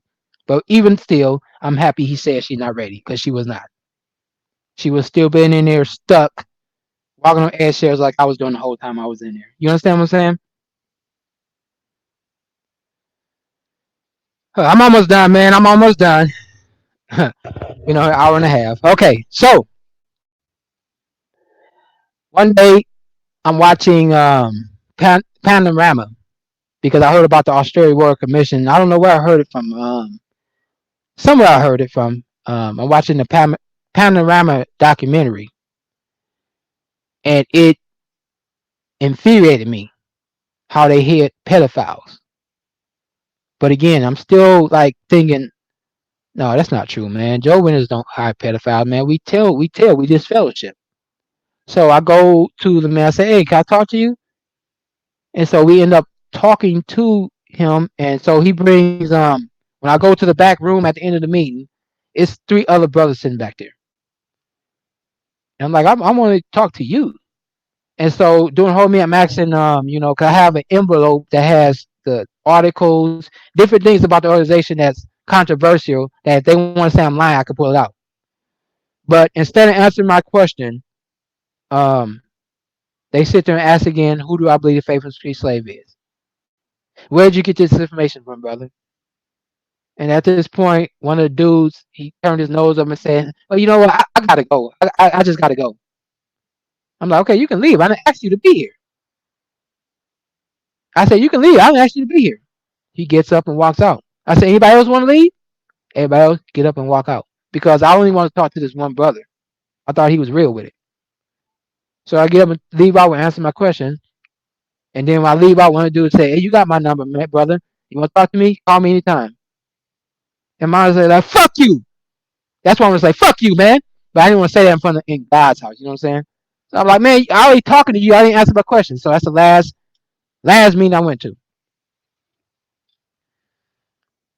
and I have not been back since that. And so this is my story why I left. It was different red flags. I didn't tell the whole story, but this is just different red flags. I'm trying to give it my mindset while I was in there and the ups and downs I went through. But the fact is, man, this is not anything that has to do with God.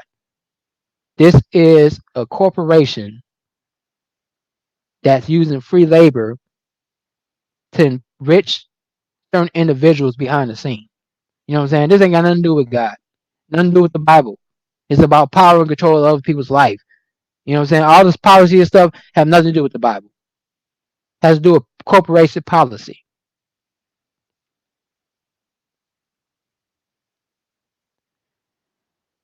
Okay. I'm pretty much it, but let me go back real quick because they said who's a YouTuber I found.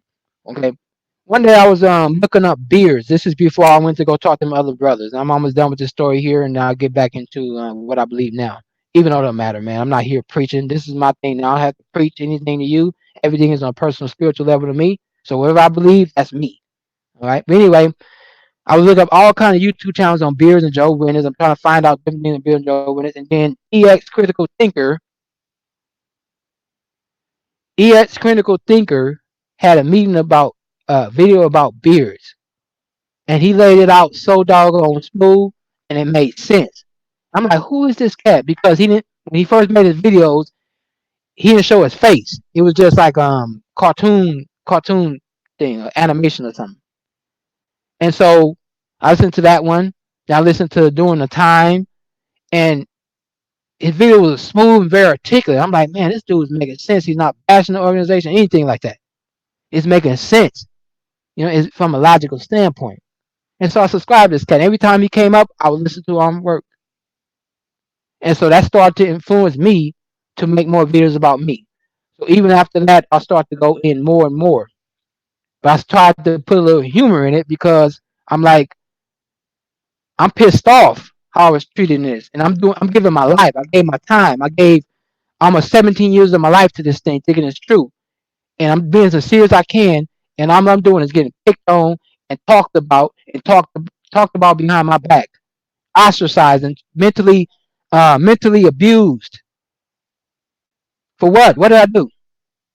And so, in order not to blow up on the YouTube, I try to put humor in it. You see what I'm saying? And so, I start to read this book right here, and whether you're religious or not, this book helped me to see that because what the organization does is they take every illustration that Jesus does and applies it to the organization. Whereas the writer of this book really went into the scholarly aspect and showed what his illustrations really meant as applied to Jesus. So I started to see the organization was substituting Jesus for the organization. So if you look at it from an organization point of view, God's throne is right here. Jesus sitting next to God's throne, but guess what? The favorite slave is sitting on Jesus' lap, and you got to get to the favorite slave to get to Jesus. I'm like, no, that's not what I'm doing, man. It's not what I'm doing. Now I got this book right here, Kingdom of the Coast. And again, as I said before, I did not like reading. I did not like reading. But one thing the organization helped me to do is ingrain in me a love of reading. And that's the same thing that helped me wake up from this organization. Is my love of reading. And not just the organization material, but other material. Because back in the day, the organization, their books used to put the the information where they got information from. They don't do that no more. But back in the day, the organization in their books, they used to actually put footnotes or they used to put the sources where they got the information from. So they used to encourage you to look at the sources. And I took that with me. I looked up different sources. I'm the type of person that if I'm going to look up something, I'm going to look up something that's going to help me to look both sides of the argument and come to the conclusion. Because I don't want to go out there saying one side and not understand the other person's side. You see what I'm saying? And so that's my escape from the organization, man. I wouldn't even say escape. I just left. I didn't have to escape nothing, man. I just walked out the door and never looked back. You know what I'm saying? Nobody ain't coming to see or visit me, man. There's another person that come time to time, but nobody's coming to check on me, so I don't really have to escape, man. I moved away from the era I was in. I'm over here, and we're living the best of life. So that's my story. I'm sticking to it, man. I want to appreciate you guys for coming out and checking out my story, man. If you do share this story with somebody else, man, it might save somebody, get them out and realize that you guys are not alone in your doubt. I know you've been picked on, bullied, you know what I'm saying? Trodden down, depressed, lonely in the organization, man. you are not alone, man. The organization have you believe there's something wrong with you, but no, there are many organizations suffering just like you, man. So just don't forget, man. If you ever lead an organization, you're not by yourself, man. You have a whole community of different ones, just like you, who ready to embrace you and get your story out, man. So let me read these comments, man. Uh, said what do you say? Thanks, prayer. Thanks, and prayers go out to your family. Okay, I don't know. Did I miss something?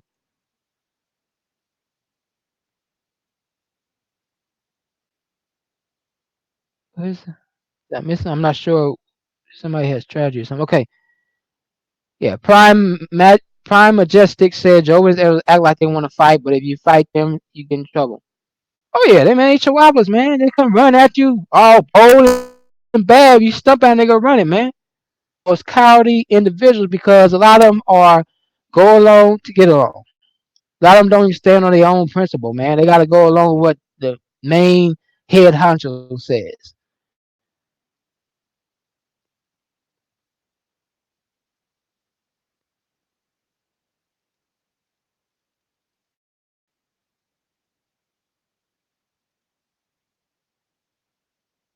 Says through tragedy, I found out the real truth about the org.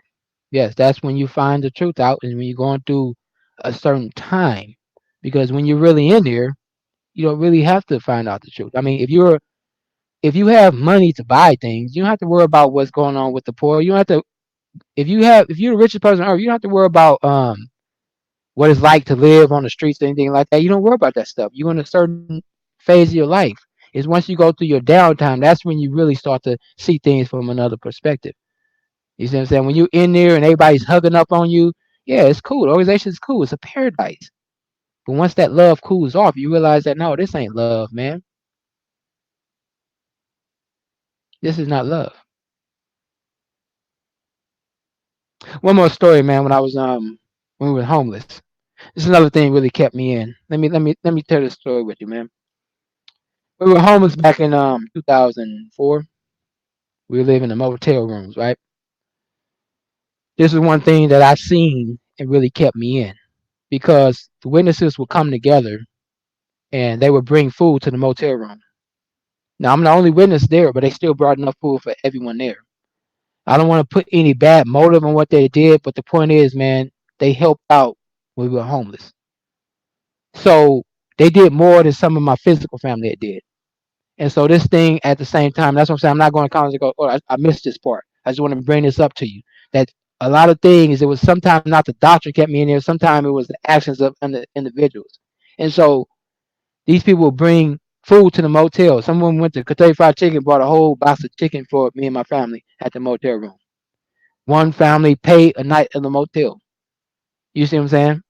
One of the elders went and told other people to come help us out. So it was little things they did, man. You know, there are some sincere individuals in there, you know, and so it's not all bad as far as some individuals. Some individuals are really sincere, really think they're doing God's will. You know what I'm saying? So it's not really the individual; it's the organization that's leading people to act a certain way. All right. So anyway, that's my story, man. And let me see. Uh, Too many blacks enslaved to the Zionist white religion who declares that heaven is only for the government body and faithful to save. Yes, sir. Yes, indeed. Man, religion has enslaved a lot of people's minds. Same religion told us that black skin was a curse, man. Damn. We the black people love to jump in stuff, even though they slap us when we get in. We jump in. We forgiving people, man. All right. See what else it says. This is this is what I hate about dubs. Who the heck shun kids? Even real mean crooks don't shun kids. Grown adults shun like a child. Yes, sir. Yes, ma'am. Yes, miss. I'm sorry. I don't call you ma'am. I don't know you old. Oh, yes, sir. Yes, yes, yes. She was saved. My baby girl was saved. Uh huh. Yep. The ARC did it for me.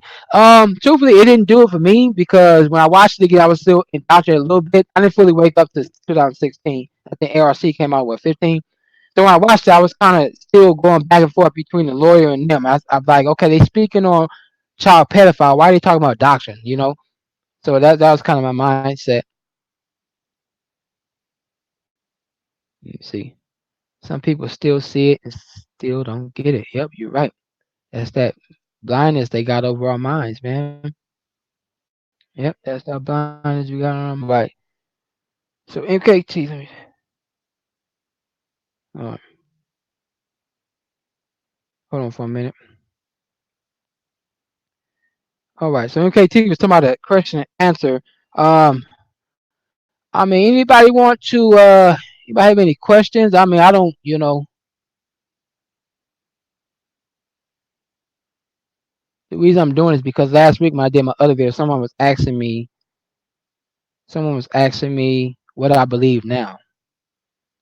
It's the thing about us as XJWs, for the most part, we don't care what you believe as long as your belief is not moving you to hurt other people.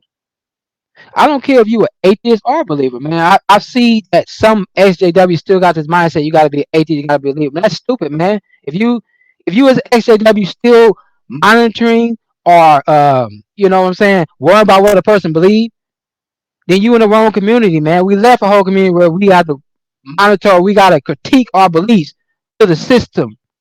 We have to do that, man. If you still believe in God, that's on you. If you don't believe in God, that's on you. Whatever gets peace in your mind and your life, that's all that matters, man.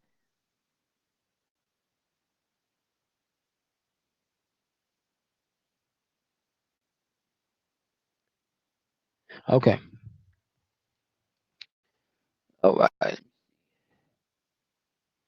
JT Critical say he mom joined because she saw white and black together in church, so she thought this must be good.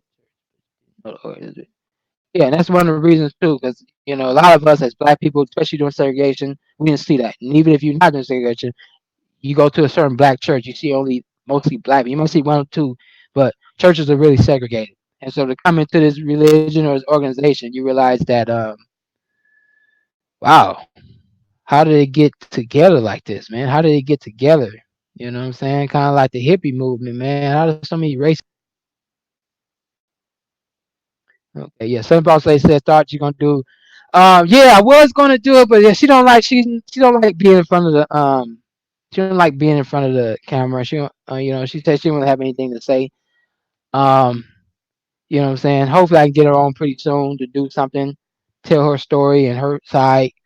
You know, I would like to do my daughter, her side of the story, but just I guess they not really. It didn't affect them as much as it affect me. You know what I'm saying? You only talk about something when it affected you. So I don't think it probably didn't affect her as much, so it's not such a big deal to her. But yeah, I try to get her to do something, man. Hopefully, yeah.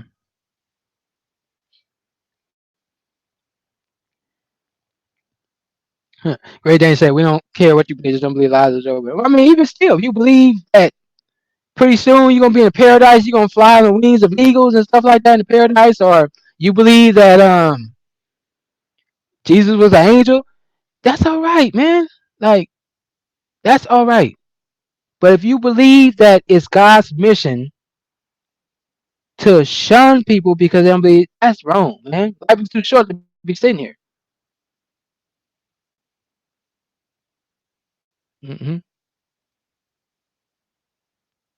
It took 7 years for a black man to promote to elder. Shoot, how long it take for what's that? Samuel Turd. How long it take for him to become a governing body? He's Samuel Hurd. You know what Samuel Hurd is the first and last. Samuel Hurd is the first and last black man gonna be on the governing body, man. When everybody's talked about the first and last, Samuel Hurd is the first and last, cause ain't gonna be no other black governing body member on that thing. Do an interview with your wife. I tried, man. I tried to, but the volume was kind of off, man. The volume was off. Okay. So anyway, man, I've been on hour 45, man. You gotta stay on, listen to me, man. Listen to my story. All right. So anyway, what I believe now. Um, and again, I'm not here preaching, man. I'm just gonna tell you what I believe, and you believe what you want to believe. Okay. Um, I believe, I do still believe in a higher power. I do believe in the first cause. Okay. I believe that the body and the organs, the cells, and everything else, from the way the DNA is coded and replicated and things like that, that for that to come by itself without a mind, I can't get with that. I do believe there is a creator. My belief about the creator is he is not focused on one religion. I don't believe he speaks to us through a book written 4,000 years ago. Humans have been on this earth for hundreds of thousands of years. How did God speak to the humans before that time? He spoke with them through their spirit. And I believe he does the same thing with us. Even the Bible will tell you, your spirit will bear witness with my spirit that I am your father. So I believe that God speaks to us through our spirit, not through a book that's been changed and translated and everything else. I believe he speaks to us through our spirit. How did he speak the good news to Abraham, tell him to leave his home? He spoke through his spirit. How did he speak to Moses, tell him go back to Egypt? Spoke through that tree or his spirit. How do you tell Noah? You see what I'm saying? How do you tell any prophet in the past? I believe he speaks through our spirit. When you go through the Bible and things like that, yeah, exactly right. You have freedom of conscience. So this is me. I believe that there is a God, but I believe he deals with us on a personal level. This belief keeps me from looking down on other people because we all have partial knowledge. And I'm going to keep referring to the Bible. I'm going to keep referring to that. We all have partial knowledge, as the Bible says in 1 Corinthians. So no one knows the whole truth. Scientists don't know the whole truth. No one has the whole truth. No one has all the answers. We know as time goes by. And so if I need to change my understanding as time go by, then so be it. I'm going to do it. I'm not going to let 8 men do it. My changing of my understanding of times and science and scholarship is not going to be based off 8 men's at no doggone convention. It's going to be based on the spirit speaking within me. This is my belief. Again, I'm not on here preaching. I'm not here trying to convert nobody. But again, someone asked me last week what I believe now. And I wasn't going to change my video and talk about that, but I'll just talk about it now. Great Danny said Heard is not a black man. The black got smacked. Yeah, man. Sure, whatever the hell he is, like where they find him at? He had to do some real shucking and diving and tap dancing to get on that government body, man. Because they drug their legs to get a black member, man. They drug their legs to get them a black member in the government body. Okay. So yeah, that's my belief about God and the Bible. Is that I believe He's there. He speaks to us on a whole different wavelength. Any of the prophets, so-called prophet, even if you're not a biblical prophet, any prophet in the past, they were more in tune or conscious of their inner spirit, and they could speak based on that. You understand what I'm saying? They were more conscious than the rest of the world, and they listened to that spirit speaking to them. So when you think of the prophets, not that some entity from space, because if God is a spirit, how the heck is he even in a spiritual realm? Why you gotta look up to see God? No matter how far you go into space, you're not going to see God as a spirit. If God is small enough to fit in the universe, how he's big enough to take care of our needs? When they say look up and see where your strength comes, okay, look up what? To the sun? And so that's what I believe. I believe God spoke to everyone on their own personal level. The Bible, as far as the Bible goes, the Bible is a changed book, man. The Bible, whatever is in there, due to their understanding at that time, man. Whatever is in there, due to their understanding at that time. I can't use that book to judge nobody, man. If you have man in the Bible and God being okay with man marrying 50 women, Solomon marrying 700 women, God be okay with that, and today he's not, that don't make no sense. So the Bible was written based off that nation's or that group of people's understanding of the deity. All right. So anyway, that's as far as I'm going. Again, any question? MKT, man, you still on here? Let me see. Oh, okay. All right. So yeah, ask a question or something. Cause yeah, I think I'm going to pretty much end it, man. I've been on here almost 2 hours, so I think I'm pretty much going to end it, man. man. MKT, you want to ask me something? And you got to thank you guys for all listening, man. I'm sorry if I didn't read. It was just a lot of story I tried to get in such a short period of time. Track.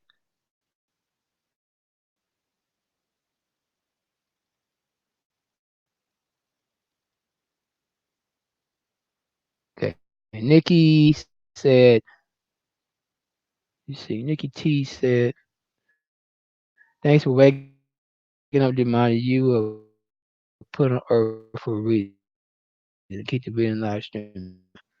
Yeah, I believe we're all here for a reason, man. It's like, everything is here for a reason, whether it's to help the ecosystem or whether it's to do something else. But yeah, but as far as God, you gotta wait until you die to get. Man, what kind of God is that, man? Sit here and say, okay, I gotta wait till you die to get this.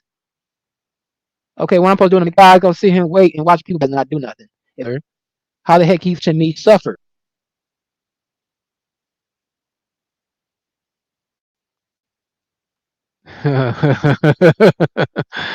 Oh man, he said made dog go to Goodwill buy a new used suit. Man, do he still make videos? I mean, I ain't watching none of his stuff, but dude, man, like I don't know why people thought that cat, man. He's like something wrong with that dude, man. Something is seriously wrong. Yeah, something.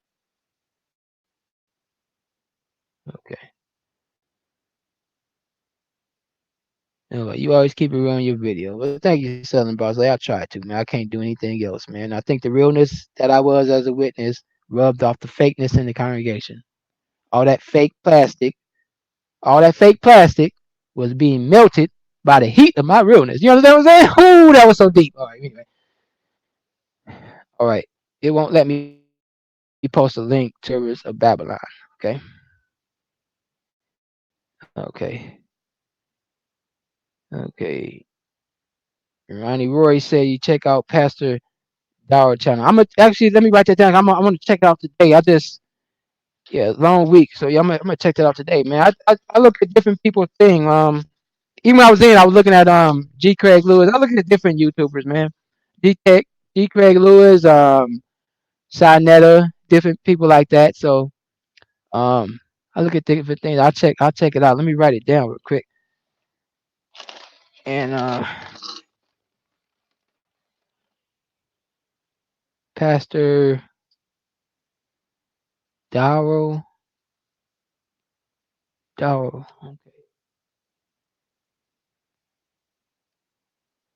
Okay. MKT said, "What do I study now?" I study all different things. I'm just ever learning, man. Like right now I'm reading the book of Josephus. I was reading I don't know if you remember that book I showed you, Stamped from the Beginning. Studying more about Black history. I'm trying to find out where I came from. I want to take a DNA test, see where my ancestors came from. Just learning, man, different things about life. You know what I'm saying? I like to collaborate my understanding with modern scholarship, man. You know what I'm saying? Like I'm not trying to sit with no ancient teaching that we came from the dust, man. Modern science teaches we were made from stardust, not no dust of the earth. So that was their understanding. Okay.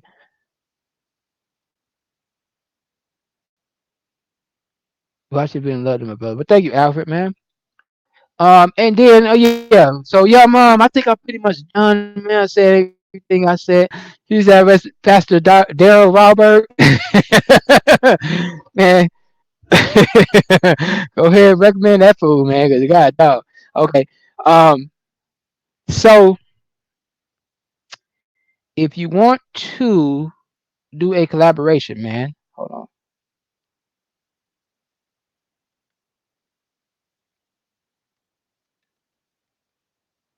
Okay. Um.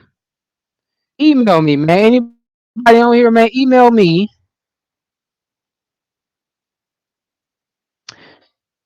Oh shit. Hold on, man. I misspelled that. Hold on for a minute, man.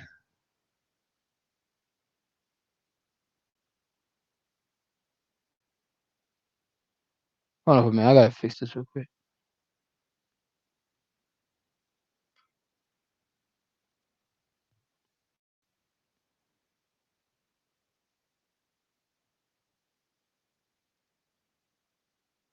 Okay. Yeah, anybody want to do a collaboration video with me? I love to hear you guys' story, man, or just your take on stuff that woke you up. You might have more knowledge about me from earlier. I know a lot of older ones who in their pre-70s know more about the organization than I do. I'm a '90s Genesis. All right, and so anybody want to just email me, man, and we can get something together. Ronnie boy, I know we trying to get you on last time. I don't know what was on. I think MKT came and messed up my links, man. Ronnie boy, I think MKT messed my whole thing up. He had you on mute, so I don't know what happened. But Ronnie, if you want to get on, man, email me, man. We can do a show together, man. I want to hear your story too. Read the From Babylon to Timbuktu. Yeah, see, I read about Master Musa. I read about that. Study about the cells and DNA, and I teach my children all this stuff also, man. You know what I'm saying? Church is your home. Church is whatever you are with three people in agreement, and you're just exchanging information, man. Ain't no doggone building with no pastor sitting there walking around like a pimp, eating people's booty like this other pastor last week. No, man. Church is wherever people are speaking in unity and exchanging information, man. Okay. And I'm just gonna put these references down for you guys, man. I'm gonna be out, man. And again, I thank you guys for watching. Study the truth about the Suez Canal, how they removed Egypt, Israel from Africa. Okay, didn't know that. Uh, okay. I asked on joewinnes.net. Joewinnes.net. Okay. Just putting these comments up before I go. Get the African DNA test and see past the third passage block. Yeah, I want to do that African DNA test because there's one that actually shows where your ancestors migrated to. It also shows what you're susceptible to as far as diseases, things like that. It also is one that shows that if other other relatives did it, it'll connect you with them. So y'all want to see that? I want to do that. It's just kind of costly, man. I love sad and grew emoji. They're very knowledgeable as well. Yep.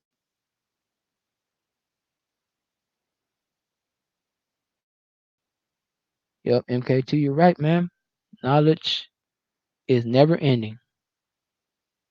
Yep. Knowledge is never ending. No matter how much you learn, you always have more to learn. How much you think you know, you really don't know anything as far as the knowledge goes. Yep. So again, I think I've did my time, man. 2 hours, that's a long time. Okay. Yeah, Sheila True. Love you. You're so down there. Check out my channel. Okay, I sure will, Sheila. Thank you, man. I love you too. Um, yeah, man, and yeah, I check out your channel. I think I seen your channel one time. Okay, let me see. DNA tests are inaccurate. Look who owns the company. They dig up bodies not recognizing that black have lived everywhere. Just look at the CERN. Have was giant big penis. Huh? Giant big penises. Huh? Well, I don't look at no big penises, brother, man. I'm not looking at no big penises. But I mean, then if it's accurate, that means that if you take a paternity test, is not telling the truth. What's in it? I don't know about them. I don't know. I mean, it's DNA. It's not just one person do it. They all go through different things. Agenda of them putting fake DNA tests about. But yeah, I don't get down with the big penises, man. I can look at my own. I mean, never mind. Let me see. Great Dane can't find link at the moment, but YouTube channel covered. Okay. All right. Priest Majestic said I hit you. I got a good one. You're not finding a lot of back. Okay, cool. Yeah, hit me up, Priest Majestic, man. I would like to do a collaboration with you. We'll set something up. Um, and on that note, man, thank you guys for watching, man. Spend your Sunday with me, man. I know you'd rather be here than listening to the doggone watchtower, falling asleep, man. You know what I'm saying? I fell asleep many times, man. I fell asleep many times, man. I mean, I had Drew. I was slept so good to keep Drew coming out and all that good stuff, man. Hey, anyway, man, thanks for watching. I'm gonna take this stuff out. Man, y'all have a good day, man. I'm out. Peace.